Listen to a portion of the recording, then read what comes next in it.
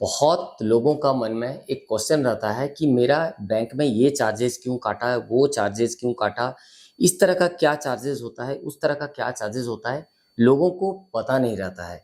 हम बैंक में अकाउंट तो खोल लेते हैं, अकाउंट मेंटेन तो कर लेते हैं, लेकिन हमको बैंक में इतने सारे चार्जेस होते हैं, डिफरेंट डिफरेंट चार्जेस होते हैं, हमको उसमें से 50% भी चार्जेस के बारे में पता नहीं रहता है।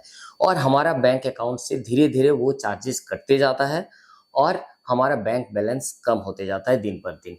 तो आज हम पूरे वीडियो में बस इसी के बारे में बात करेंगे कि आप अगर बैंक में कोई अकाउंट होल्ड कर रहे हैं, चाहे वो सेविंग अकाउंट हो या चाहे वो करंट अकाउंट हो, तो उससे पहले आपको जानना जरूरी है कि कितने तरह के बैंक में चार्जेज होते हैं। बैंक वाले ये तो बता देते हैं कि आपका ये जीरो बैलेंस अकाउंट है, आपका इसके अलावा और कोई भी चार्जेस नहीं है, बस आपको इतना मेंटेन करना पड़ेगा, आपको 10,000 या 20,000 या 50,000 मेंटेन करना पड़ेगा, इसके बाद आपको कोई भी चार्जेस देने की जरूरत नहीं। हालांकि इसके अलावा बैंक में ढेर सारे चार्जेस होते हैं जो कि आम पब्लिक को पता नहीं रहता है। तो पूरे वीडियो में हम सिर्फ इसी के बारे में बात करेंगे। तो आप अगर हमारा चैनल में नए हैं तो चैनल को सब्सक्राइब कीजिए, बेल बटन को प्रेस कीजिए ताकि हमारा कोई भी नोटिफिकेशन आपसे ना चूके। तो चलिए हम बिना देर के वीडियो को शुरू करते हैं और आपको बताते हैं कि कितने तरह के बैंक में चार्जेस होता है आप अगर बैंक में कोई अकाउंट होल्ड कर रहे हैं। अक्सर लोग बैंक में अकाउंट तो खोल लेते हैं, लेकिन अकाउंट को किस तरीके से चलाना है, क्या देखना है अकाउंट में, वो लोग नहीं चेक करते हैं। बहुत सारे लोग आते हैं बैंक में 1 साल बाद, 2 साल बाद, 6 महीना बाद और बताते हैं कि ये सारे चार्जेस हमारा क्यों पड़ा, क्योंकि उन्होंने कभी उस चार्जेस के बारे में जाना ही नहीं, बैंक वाले ने कभी उस चार्जेस के बारे में किसी ने बताया भी नहीं। इसको आप हिडन भी बोल सकते हैं या ये नॉर्मल चार्जेस है जो बैंक अप्लाई करता है हर किसी ट्रांजेक्शन या हर किसी सर्विस के अगेंस्ट में। तो ये जानना बेहद जरूरी है आप अगर अकाउंट होल्ड कर रहे हैं। सबसे पहला चीज है एटीएम। आप अगर सेविंग अकाउंट खोलते हैं तो आपको नॉर्मली एक डेबिट कार्ड की जरूरत होता है, मतलब एटीएम कार्ड जिसको हम बोलते हैं। तो एटीएम कार्ड का एक चार्जेस होता है। लोगों को बैंकर्स ये बताते हैं कि ये डेबिट कार्ड आपको इतना चार्ज पड़ने वाला है, मतलब आपका डेबिट कार्ड का ये 250 रुपया चार्ज है या 300 रुपया चार्ज है या 500 रुपया चार्ज है। कहीं पे तो इतना ही बोल के छोड़ दिया जाता है। अब कार्ड का जितने भी चार्जेस होते हैं उसके ऊपर जीएसटी लगता है।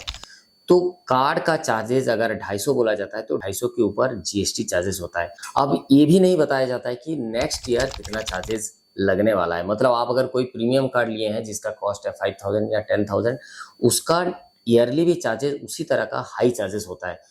तो वो 1,000 भी हो सकता है, 2,000 भी हो सकता है। तो ये चीज हम नहीं बताते हैं। अगर 1-2,000 हम बता भी देते हैं, उसके ऊपर जो जीएसटी लगता है ये कभी कभी हम नहीं बताते हैं।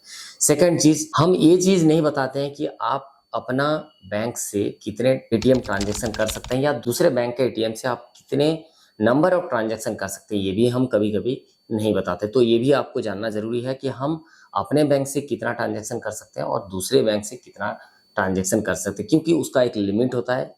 ये ज्यादातर 5 ट्रांजेक्शन लिमिट होता है जो अदर बैंक का लिमिट होता है। उसके ऊपर आप अगर ट्रांजेक्शन करते हैं तो 23 रुपीज प्लस जीएसटी रूल्स के हिसाब से ये चार्जेस लिया जाता है और different different bank different different charges ये लगाते हैं। दूसरा चीज है, अगर आप बैलेंस चेक कर रहे हैं और आपका कार्ड डिक्लाइन हो जाता है तो उसके लिए भी चार्जेस है, बैलेंस चेक का भी चार्जेस है, ट्रांजेक्शन स्टेटमेंट निकालने का भी चार्जेस। तो काफी बैंक ये सारे चार्जेस भी लगाते हैं जो लोगों को ये चीज पता नहीं रहता। तो ये भी जानना जरूरी है, ये भी पूछना जरूरी है कि ये सारा चार्जेस हमारा इस एटीएम के साथ है कि नहीं।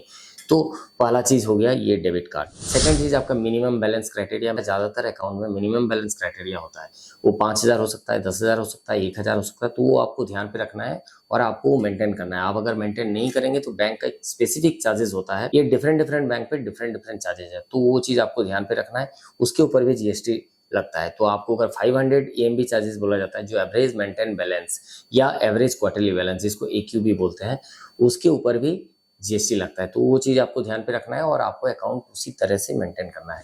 थर्ड आपका जो चार्जेस है वो हो गया आपका डीडी चार्जेस। आप जब डीडी निकालते हैं बैंक में उसका भी एक चार्जेस है, उसके ऊपर भी जीएसटी लगता है। फोर्थ चार्जेस है चेकबुक चार्जेस। चेकबुक चार्जेस हर अकाउंट में फ्री रहता है नॉर्मली, लेकिन आपको एक लिमिट दिया जाता है। क्वार्टरली आप 3 बुक ले सकते हैं या 4 बुक ले सकते हैं या 1 बुक ले सकते हैं। कभी कभी वो शुरू से ही आपका अकाउंट के ऊपर चार्जेबल रहता है। तो वो चीज आपको ध्यान पे रखना है कि कितने चेकबुक्स आप ले रहे हैं और कितने चार्जेस हैं। अगर चार्जेबल है तो उसके ऊपर भी जीएसटी लगता है। तो वो चीज आपको ध्यान पे रखना है। एनईएफटी आरटीजीएस, ज्यादातर बैंक एनईएफटी आरटीजीएस आपको ऑनलाइन फ्री दिया जाता है, चाहे वो नेट बैंकिंग हो चाहे मोबाइल बैंकिंग हो। लेकिन जब आप बैंक में जाके एनईएफटी आरटीजीएस करते हैं तो उसका भी एक चार्जेस है, तो वो चीज़ आपको ध्यान पे रखना है, अगर चार्जेबल है तो कितना चार्जेबल है। उसके बाद आ जाता है नेट चार्जेस। आप अगर कोई लोन चालू करते हैं, चाहे वो आपका 2 व्हीलर लोन हो, 4 व्हीलर लोन हो, होम लोन हो, तो उसके लिए बैंक एक नेट सर्विस आपका चालू करता है। मतलब आपका ईएमआई कटने का डेट फिक्स होता है और वो ईएमआई आपका उसी डेट में आपका डिडक्ट होते जाता है। तो उसके लिए जो सेटअप किया जाता है उसका भी एक चार्जेस है। बहुत सारे बैंक इसका 50 रुपीज़ चार्ज लगाते हैं, बहुत सारे बैंक 100 रुपीज़ चार्ज लगाते हैं। इस पे भी जीएसटी है, तो ये वन टाइम चार्जेस है। तो ये भी आपको ध्यान पे रखना है कि आपने अगर कोई लोन लिया है तो उसके लिए वो चार्ज कट रहा है, तो स्टेटमेंट में वो दिखाई देगा, तो आपको डरने की बात नहीं है। उसके बाद एक चार्जेस है जो कि आईएमपीएस चार्जेस है। बहुत सारे बैंक अकाउंट में, प्रीमियम अकाउंट में ये चार्जेस नहीं रहता है, बट ज़्यादातर अकाउंट में ये चार्जेस होता है, जो कि हर आईएमपीएस ट्रांजेक्शन का 5 रुपीज़ प्लस जीएसटी, जो कि 5 रुपया 90 पैसा आपका ये चार्ज होता है। उसके बाद जो चार्जेस है वो है एसएमएस अलर्ट। एसएमएस अलर्ट बहुत सारे अकाउंट में, बहुत सारे बैंक में फ्री सर्विस है। मतलब कोई भी आप ट्रांजैक्शन करते हैं या कुछ भी नोटिफिकेशन आपको आता है वो फ्री ऑफ कॉस्ट बैंक आपको प्रोवाइड करता है। पर बहुत सारे बैंक या बहुत सारे वेरिएंट में जो अकाउंट स्कीम में ये चार्जेबल होता है। कभी कभी ये चार्जेबल मंथली भी होता है, कभी कभी ये चार्जेबल क्वार्टरली भी होता है। तो ये भी आपको ध्यान पे रखना है कि मंथली पे कितना चार्जेस लग रहा है और क्वार्टरली पे कितना चार्जेस लग रहा है। नॉर्मली ये charges 25 rupees, 5 rupees, 10 rupees, different bank में डिफरेंट चार्जेस है। ये भी प्लस जीएसटी के साथ आपको अकाउंट में लगता है। तो ये भी आपको ध्यान पे रखना है, कहीं आपका एसएमएस अलर्ट सर्विस तो आपका एक्टिवेट नहीं है।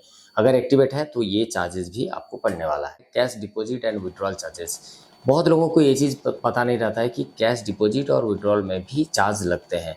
तो आप जब अकाउंट खोलते हैं तो अकाउंट के वेरिएंट के ऊपर ये आपका लिमिट सेट किया रहता है। जब आप अकाउंट खोलते हैं तब आपको बैंकर से पूछना है कि हम जो वेरिएंट का अकाउंट खोल रहे हैं उसमें हमारा कितना लिमिट का विड्रॉल है और कितना लिमिट का डिपॉजिट है मंथली। ये नॉर्मली मंथली रहता है, तो इसके ऊपर भी आपको एक चार्जेस पड़ता है। मतलब आपका अगर लिमिट पार हो जाता है, आप पैसा जमा तो कर सकते हैं लेकिन आपको चार्जेस पड़ते हैं पर 1000 एक चार्जेस रहता है, जो कि जीएसटी भी उसके साथ आपको देना पड़ता है। तो ये भी आपको देखना है। अकाउंट क्लोजर चार्जेस भी लेते हैं। तो बहुत समय हम लोग क्या होता है, अकाउंट जब यूज़ पे नहीं होता है या हम लोग स्टेट चेंज कर लेते हैं या हम किसी भी कारण की वजह से हम अकाउंट क्लोज करने जाते हैं तो उसका चार्जेस भी लगता है। तो ये ध्यान पे रखना है कि अकाउंट क्लोजर चार्जेस कब लगता है। बहुत समय आपको account closure charges within 6 month लगता है, विदिन 3 मंथ्स लगता है। मतलब 6 महीना से पहले आप अगर अकाउंट क्लोज करते हैं तो उसका भी एक चार्जेस लगता है, जो कि बहुत ज़्यादा होता है। कभी कभी ये चार्जेस 500 प्लस जीएसटी होता है, कभी कभी ये 1000 रुपीज़ प्लस जीएसटी होता है। तो वो आपको ध्यान पे रखना है। मतलब कितने दिन के बाद आप अगर क्लोज करते हैं तो चार्जेस नहीं लगता है, और कितना दिन के अंदर में ये कितना चार्जेस लगता है वो भी चीज़ आप जब अकाउंट ओपन करते हैं तो आपको जान लेना चाहिए। तो आगे बहुत सारे ऐसे चार्जेस हैं जो हम नेक्स्ट वीडियो में आपको बताने वाले हैं। तो आज के लिए बस वीडियो में इतना ही। हम फिर मिलेंगे नया वीडियो के साथ, नया इन्फॉर्मेशन के साथ। तब तक के लिए जय हिंद, बाय बाय।